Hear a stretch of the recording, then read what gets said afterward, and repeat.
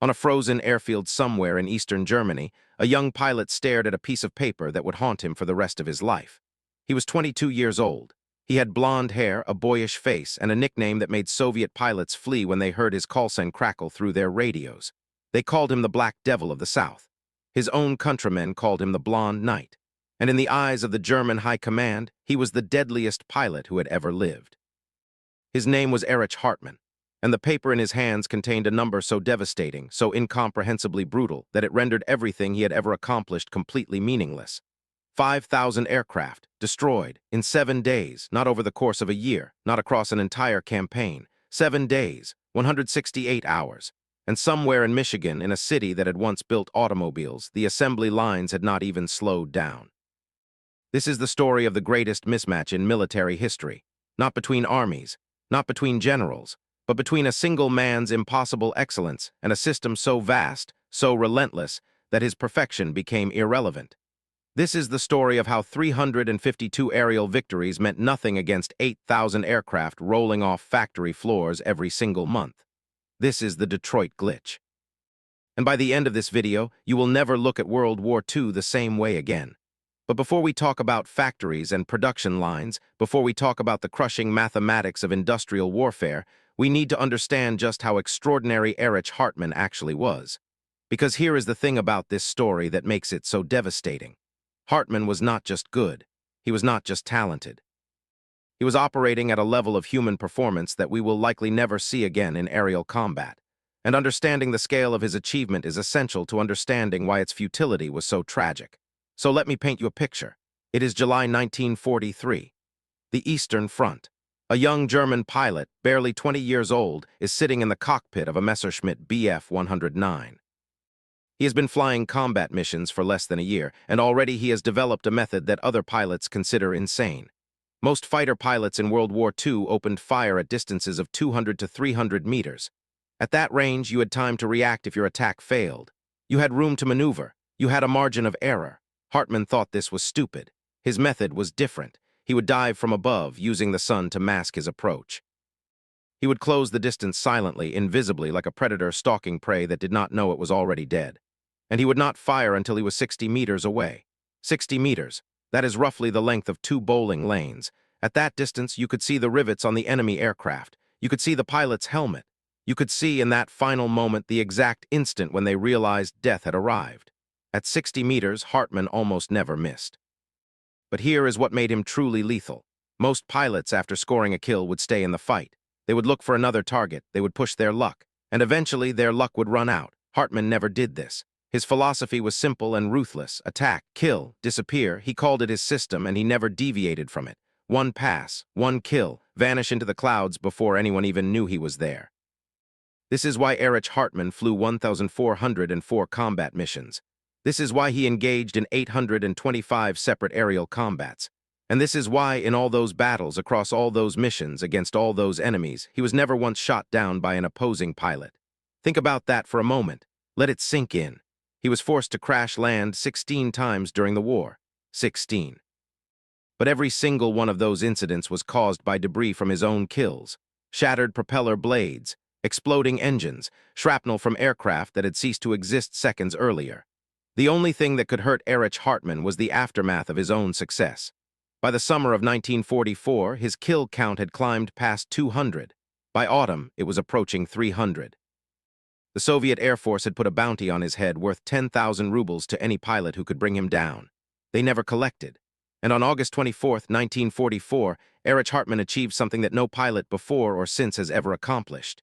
He shot down his 300th enemy aircraft. He was 22 years old. He was awarded the Knight's Cross of the Iron Cross with oak leaves, swords, and diamonds, the highest military decoration the Third Reich could bestow. Hitler himself pinned it to his chest. 300 kills, and he was just getting started. So here is my question for you. If you were building a military force and you had access to a pilot like this, a pilot who could single-handedly destroy entire squadrons, a pilot whose very presence caused enemy formations to scatter in fear, would you not believe that you could win? Would you not believe that excellence, that sheer individual brilliance, could overcome any obstacle? The German High Command believed exactly that, and they were catastrophically wrong. Now let us travel 6,000 kilometers to the west. Let us leave the frozen airfields and the desperate dogfights and the blood-soaked calculus of the Eastern Front. Let us go to a place where the war looked completely different. Let us go to Detroit.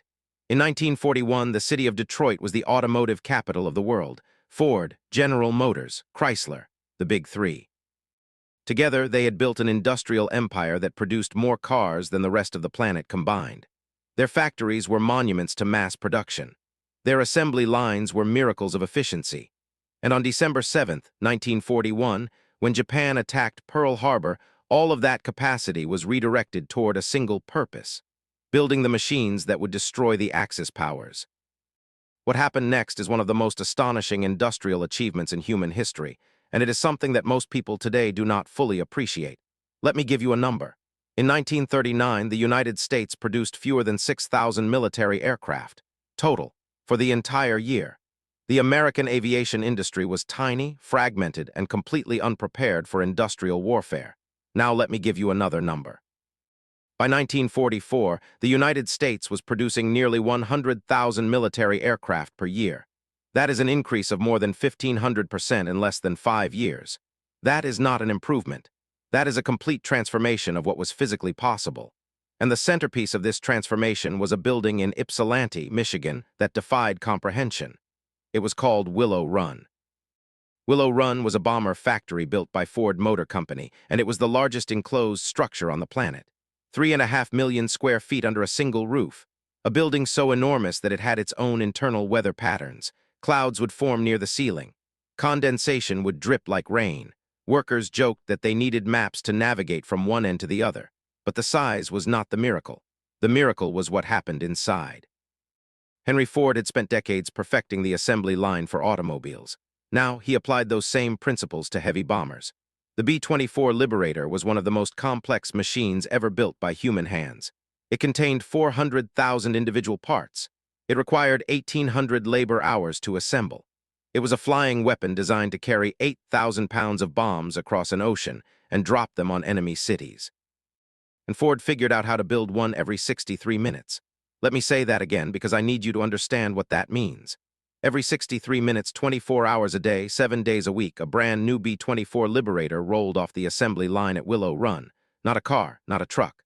A 4-engine heavy bomber capable of flying 3,000 miles and destroying an entire city block. 42,000 workers per shift, 3 shifts per day. The assembly line ran continuously without stopping for years. By the end of the war, Willow Run had produced 8,685 B-24 Liberators, and that was just one factory. There was Boeing in Seattle building B-17 flying fortresses. There was Douglas in Long Beach building everything from transport aircraft to dive bombers. There was Consolidated in San Diego, Lockheed in Burbank, North American in Dallas. Across the United States, dozens of factories operated around the clock, transforming raw materials into instruments of destruction at a pace that the world had never seen. In 1944 alone, the United States produced more than 96,000 military aircraft. Add in British production, Soviet production, and Canadian production, and the Allies were building well over 150,000 aircraft per year. Germany, at its absolute peak, produced 39,000 aircraft in 1944, and that peak came in September. By October, the numbers were falling. By November, they were plummeting. By January 1945, the Luftwaffe was dying. But here is what makes this comparison truly devastating. Aircraft are worthless without pilots. And while the American factories were building planes, American training bases were building the men to fly them. The United States produced nearly 200,000 new pilots during World War II. Each one received an average of 400 hours of flight training before ever seeing combat. They learned navigation. They learned instrument flying. They learned combat tactics. They arrived at the front with skills that took months to develop. Germany, by 1944, was training pilots with less than 100 hours of flight time. By 1945, that number dropped to 80. Some pilots arrived at their squadrons having never fired their guns in the air. Some had never practiced combat maneuvers. They were boys in machines sent up against veterans who had been flying since Normandy, and they died by the thousands. Do you see where this is going? Do you see the mathematics that Erich Hartmann could not escape? Let us return to that frozen airfield in Germany. Let us return to January 1945. Hartmann had just achieved his 336th victory. He was, without question, the greatest fighter pilot on the planet. No one in history had ever shot down so many enemy aircraft. No one came close, and he was still fighting, still flying, still racking up kills at a pace that defied comprehension. But something had changed. The faces in his squadron were different now. The experienced pilots, the men who had flown with him since Stalingrad and Kursk and the great air battles of 1943, were disappearing. Some had been killed. Some had been wounded. Some had simply been worn down by years of constant combat until there was nothing left. In their place came the replacements. Boys, really. 18 and 19 years old, with barely enough training to take off and land safely. Hartmann watched them arrive at the airfield with their new uniforms and their nervous smiles, and he knew with absolute certainty that most of them would be dead within weeks. He tried to teach them. He tried to share his tactics, his methods, his hard-won wisdom about how to survive in the skies over the Eastern Front. But there was no time. There was never enough time. The Americans were bombing German cities every day. The Soviets were pushing westward with seemingly infinite reserves of men and material. And every morning the remaining pilots of the Luftwaffe climbed into their cockpits knowing that the numbers were against them. And then came January 15, 1945. The exact circumstances of how Hartmann learned what he learned that day are lost to history. Perhaps it was a briefing. Perhaps it was a report passed from pilot to pilot. Perhaps it was simply whispered in the mess hall, shared like a secret too terrible to speak aloud. But at some point on that day, Erich Hartmann discovered the truth about what had happened since the start of the new year. In the first 15 days of January 1945, the Luftwaffe had lost approximately 5,000 aircraft. 5,000. Now let me put that number in context. In September 1944, at the absolute peak of German production, the Reich's factories produced about 3,000 aircraft. That was their best month. Their absolute maximum output under Albert Speer's desperate industrial programs. 5,000 aircraft lost in 15 days. The Luftwaffe had burned through nearly 2 months of maximum production capacity in 2 weeks. And not just any 2 weeks. These were the weeks immediately following Operation Bodenplatte, the Luftwaffe's last desperate offensive in the West. Let me tell you about Bodenplatte, because it perfectly illustrates the futility that Hartmann was about to confront. On New Year's Day, 1945, the Luftwaffe launched its largest coordinated attack since the Battle of Britain. Nearly 900 German aircraft took to the skies in a surprise assault on Allied airfields across Belgium, France, and the Netherlands. It was meant to be a knockout blow. It was meant to cripple the Allied air forces and give Germany breathing room to rebuild. It was a tactical success. The Germans destroyed nearly 300 Allied aircraft on the ground. They damaged hundreds more. For a few hours, it looked like the old Luftwaffe had returned, aggressive and dangerous and capable of striking fear into the enemy. But here is what happened next. Germany lost over 200 pilots killed or captured in that single operation. Many of them were irreplaceable veterans, the last of the experienced aircrews who had kept the Luftwaffe fighting. The aircraft losses, around 300 planes, were painful but survivable. The pilot losses were catastrophic. And the Allied response? The British and Americans replaced every single aircraft destroyed by Bodenplatte within a week. The factories in Detroit and Seattle and Long Beach simply increased their output slightly. The training bases in Texas and Florida simply graduated a few more pilots. Within 7 days, the Allied air forces were back to full strength. Germany never recovered from Bodenplatte, not because of the aircraft lost, but because of the men. You can build a new Messerschmitt in a few days. You cannot build a new pilot in a few days. And by January 1945, Germany was running out of both. This is what Hartmann understood when he saw that number. 5,000 aircraft, not just planes, but pilots, mechanics, ground crew, support staff. An entire air force bleeding out on 2 fronts while the factories across the ocean just kept running. And here is the question that must have haunted him. What was the point? What was the point of 336 kills if the enemy could absorb 10 times that number without flinching? What was the point of perfect tactics and supernatural reflexes if the enemy could simply bury you under an avalanche of men and machines? What was the point of being the greatest ace in history if history itself had made aces obsolete? I want you to think about something for a moment. I want you to think about what it means to be the best in the world at something that does not matter. This is the tragedy at the heart of Erich Hartmann's story. Not that he failed. He never failed. Every mission, every engagement, every kill was executed with precision that bordered on artistic. He was doing everything right. But the system he was operating within was broken. The assumptions underlying the entire German war effort were flawed at a fundamental level. And no amount of individual excellence could compensate for that flaw. The Germans believed that quality could defeat quantity. They believed that better tanks, better planes, better soldiers could overcome the raw numerical advantage of their enemies. This belief was embedded in their military doctrine, their industrial planning, their entire strategic worldview. And it was wrong, not because quality does not matter. Quality matters enormously. A well-trained pilot in a well-designed aircraft will defeat a poorly trained pilot in an inferior machine almost every time. But the Germans forgot something crucial. They forgot that quantity has a quality all its own. When your enemy can build 10 aircraft for everyone you produce, when they can train 20 pilots for everyone you graduate, the mathematics become inescapable. You can win every engagement and still lose the war. This is what I call the Detroit glitch. It was a fundamental error in the German strategic operating system, a bug in their assumptions about how industrial warfare actually worked. They thought they were fighting a war of skill. They were actually fighting a war of production. And in a war of production, Detroit always wins. Let me show you what this looked like in practice. In the summer of 1944, the United States Army Air Forces launched a campaign that came to be known as Big Week. Over the course of 6 days, from February 20th to 25th, American bombers attacked German aircraft factories with unprecedented intensity. The Luftwaffe rose to defend the Reich, and the resulting air battles were savage. The Germans shot down hundreds of American bombers. They killed thousands of American aircrews. By any tactical measure, they inflicted serious damage on the attacking forces. But here is what happened next. Within 4 weeks, every American loss had been replaced. The 8th Air Force was back to full strength.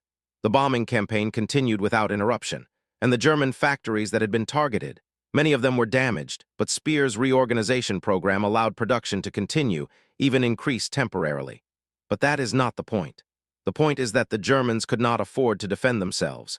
Every aircraft lost defending against Big Week was an aircraft that could not be used on the Eastern Front. Every pilot killed over Germany was a pilot who could not face the Soviets. The Luftwaffe was being forced to fight a two-front air war, and they were losing on both fronts simultaneously. The Americans understood this. They called it the war of attrition.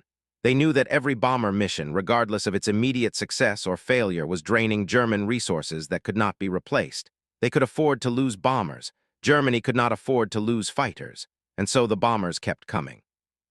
Day after day, week after week, month after month, the 8th Air Force, the 15th Air Force, the Royal Air Force Bomber Command, an endless procession of aircraft blotting out the sun, forcing the Luftwaffe to rise and fight and die. By D-Day, June 6, 1944, the Luftwaffe in France was a ghost. Allied fighters on the skies over Normandy so completely that ground troops reported going days without seeing a single German aircraft. The Wehrmacht fought and died under constant air attack, unable to move during daylight hours, unable to concentrate forces, unable to counterattack. And still, the factories in Detroit kept running. Now I know what some of you might be thinking. You might be thinking that this was inevitable. You might be thinking that Germany was always doomed to lose, that the industrial capacity of the United States made victory impossible from the start. But that is not quite right. The German leadership knew about American industrial capacity. They knew in 1941 that awakening the American giant was dangerous. Some of them argued against declaring war on the United States after Pearl Harbor. They understood the numbers, but they made a bet. They bet that they could win the war before American industry reached full capacity. They bet that the Wehrmacht could crush the Soviet Union in 1941, secure the oil fields of the Caucasus, and establish a continental empire before the Americans could mobilize. It was not an unreasonable bet. It was simply wrong. Barbarossa stalled outside Moscow. The Soviet Union did not collapse. And by 1942, the window of opportunity had closed. American factories were ramping up. Lend-Lease supplies were flowing to Britain and the USSR. The war of production had begun in earnest. By the time Erich Hartmann was scoring his first victories in late 1942, the mathematics were already decided. The Allies were outproducing the Axis by a factor of 3-1. By 1944, it was closer to 4-1. By 1945, the comparison was almost meaningless, but the pilots on the front lines did not always see this. They saw their kill counts rising. They saw enemy aircraft falling in flames. They felt like they were winning, engagement by engagement, battle by battle. The cognitive dissonance between tactical success and strategic failure was almost impossible to process. This is the tragedy that Hartmann embodied. He was not deluded. He was not a fanatic. By all accounts, he was a clear-eyed realist who understood exactly what was happening to the Luftwaffe. But what could he do? Stop flying? Surrender? He was a soldier in a war, and soldiers fight, so he kept fighting. Killing. His score climbed from 300 to 320 to 340. Each victory was a monument to human skill. Each victory was also utterly pointless, and the factories in Detroit kept running. Let me tell you how this story ends. On May 8, 1945, the war in Europe was over. Germany had surrendered unconditionally. The Thousand-Year Reich had lasted 12 years. Erich Hartmann's final kill count stood at 352. 352 confirmed aerial victories, a record that will almost certainly never be broken. Not because future pilots will lack skill, but because the nature of air combat has changed forever. Modern jets engage at distances measured in miles, firing missiles that do their own tracking. The era of close-range dogfighting, of individual aces racking up massive kill counts, is over. Hartmann was the last and greatest of a dying breed. But his war did not end in May 1945. The Soviets, who had put that bounty on his head, who had watched their pilots fall to his guns for 3 years, finally got their hands on him. He was captured and held as a prisoner of war. For 10.5 years, the Soviets tried to recruit him. They offered him comfortable living conditions, good food, even a command in the East German Air Force if he would cooperate. He refused. They threatened him with war crimes trials, accused him of crimes he did not commit. He refused. They sentenced him to 25 years of hard labor. He served over 10 of them in conditions that nearly killed him. In 1955, after Stalin's death, the last German prisoners were finally released. Erich Hartmann returned to West Germany, a man out of time, a relic of an age that had passed. He rejoined the new German Air Force, the Bundesluftwaffe, eventually commanding a squadron of F-104 starfighters. He was considered difficult, combative, unwilling to bend to bureaucratic authority. Perhaps spending a decade in Soviet prison camps had that effect on a man. He retired in 1970 and lived quietly until his death in 1993. He was 71 years old, and here is the question that remains. What did it all mean? 352 kills, more than any pilot in history, and in the end it changed nothing. The Soviets he fought captured Berlin. The Americans he never faced dominated the skies. The factories he could not touch buried his country under an avalanche of steel and aluminum. Was he a hero? By the standards of aerial combat, absolutely. His skill saved countless German lives, protected countless ground troops, delayed countless advances. Was he futile? By the standards of industrial warfare, absolutely. His excellence was absorbed by a system so vast that individual performance became statistically insignificant. This is the paradox of the Detroit glitch. It does not diminish Hartmann's achievement. It contextualizes it. It shows us that even perfection has limits, that individual brilliance cannot overcome systemic advantage, that the age of knights ended somewhere over the Eastern Front while assembly lines in Michigan kept their relentless rhythm. And now, I want to bring this story to you. I want to ask you why this matters today, because this is not just a story about World War II. This is a story about the nature of competition in an industrial age. It is a story about what happens when individual effort confronts systematic scale. Think about your own life. Think about the systems you operate within. Think about the competition you face.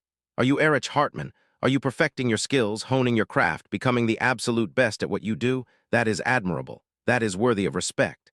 But are you also watching the factories? Are you paying attention to the systemic forces that might render your excellence irrelevant? The taxi driver who spends years mastering the streets of London faces the Detroit glitch when GPS navigation appears. The factory worker who becomes the fastest assembler on the line faces the Detroit glitch when automation arrives. The retail expert who knows every customer by name faces the Detroit glitch when Amazon opens a warehouse. This is not to say that excellence is worthless. It is to say that excellence must be strategic. You must not only be great at what you do. You must be great at something that matters within the system you inhabit. Hartmann was great at shooting down aircraft, but shooting down aircraft did not matter in a war where the enemy could produce 8,000 new ones every month. What do you need to be great at? And will it matter when the factories come for you? Let me leave you with one final image. It is January 15th, 1945. A young man stands on an airfield in Germany, a piece of paper in his hands. He is the greatest fighter pilot in history, and he has just learned that 5,000 of his comrades' aircraft have been destroyed in less than 2 weeks. He looks up at the sky. It is gray, overcast, cold. Somewhere to the east, Soviet armies are massing for their final push toward Berlin. Somewhere to the west, American bombers are preparing for another raid.